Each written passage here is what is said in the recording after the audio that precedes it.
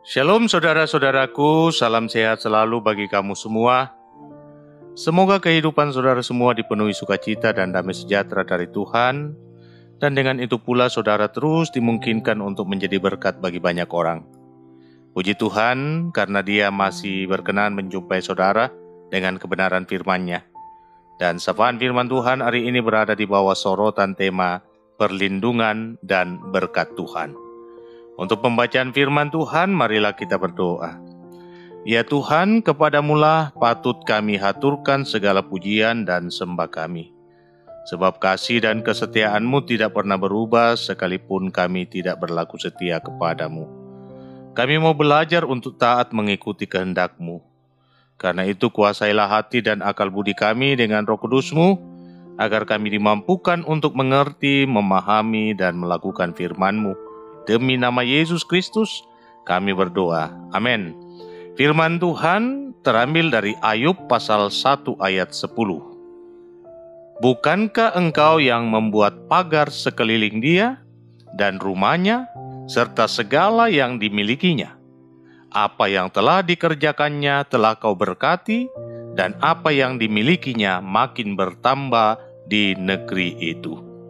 Saudara-saudaraku yang dikasihi dan diberkati oleh Tuhan, kata yang satu ini yakni jaminan, merupakan hal yang tentunya mendatangkan ketenangan dan kedamaian di tengah kita menghadapi situasi dan kondisi hidup yang mencekam. Katakanlah dalam konteks kita sekarang ini, semua orang membutuhkan jaminan akan keselamatan dirinya.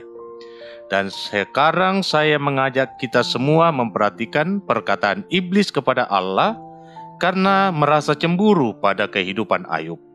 Bukankah engkau yang membuat pagar sekeliling dia dan rumahnya, serta segala yang dimilikinya? Apa yang dikerjakannya telah kau berkati, dan apa yang dimilikinya makin bertambah di negeri itu. Perkataan ini keluar dari mulut iblis saat iblis mendengar sanjungan Allah terhadap hamba-Nya Ayub, bahwa tidak seorang pun di bumi seperti dia, yang demikian saleh dan jujur, yang takut akan Allah dan menjauhi kejahatan. Ayub pasal 1 ayat 8b. Siapa sih yang tidak kenal dengan Ayub? Saya rasa sejak zaman sekolah minggu pun kita pasti telah membaca atau minimal diceritakan tentang Ayub sebagai salah satu tokoh yang sangat luar biasa yang dicatat dalam Alkitab. Dan jujur harus kita akui bahwa sosok seperti Ayub adalah sosok yang amat langka kita temui di zaman modern seperti saat ini. Pertanyaannya sekarang yang patut kita gumuli adalah, apa yang membuat Ayub bisa seperti itu? Kita mungkin menduga bahwa Ayub bisa menjadi saleh dan jujur, takut akan Tuhan dan menjauhi kejahatan karena Allah telah memberkati Ayub dengan sangat luar biasa. Bahkan iblis pun mengatakan hal yang sama. Iblis adalah sosok yang selalu berkeliling dan menjelajah bumi, melihat segala hal yang ada di dunia ini dan berusaha menjauhkan manusia dari Tuhan. Dalam perjanjian baru, iblis disebut singa yang mengaum-aum mencari mangsa untuk ditelannya. 1 Petrus pasal 5 ayat 8. Bahkan iblis memiliki keberanian untuk datang menghadap kepada Tuhan. Dari sisi ini maka saya memiliki keyakinan bahwa iblis adalah oknum yang sangat berkuasa dari dulu hingga saat ini. Bayangkan, bagaimana mungkin iblis bisa berada di Taman Eden dalam bentuk ular dan menyebabkan Adam dan Hawa makan buah dari pohon terlarang.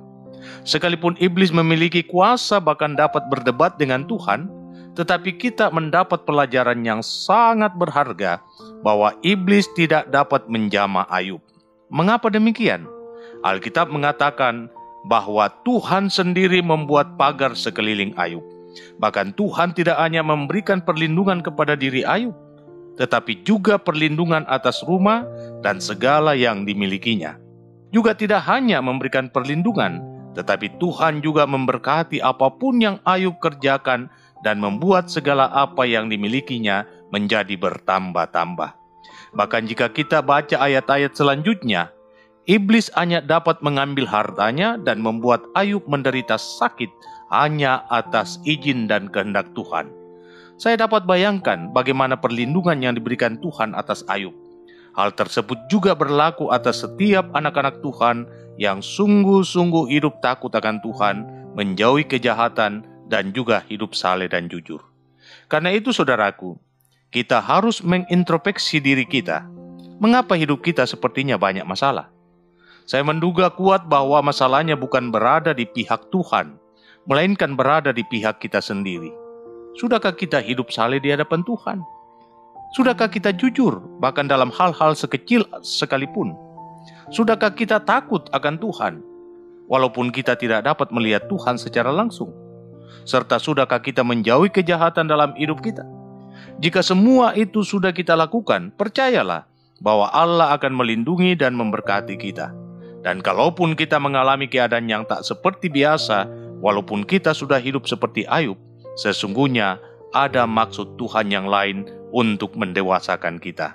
Karena itu camkan firman Tuhan ini, dahulu aku muda, sekarang telah menjadi tua, tetapi tidak pernah kulihat orang benar ditinggalkan atau anak cucunya meminta-minta roti. Mazmur 37 ayat 25. Tuhan Yesus memberkatimu.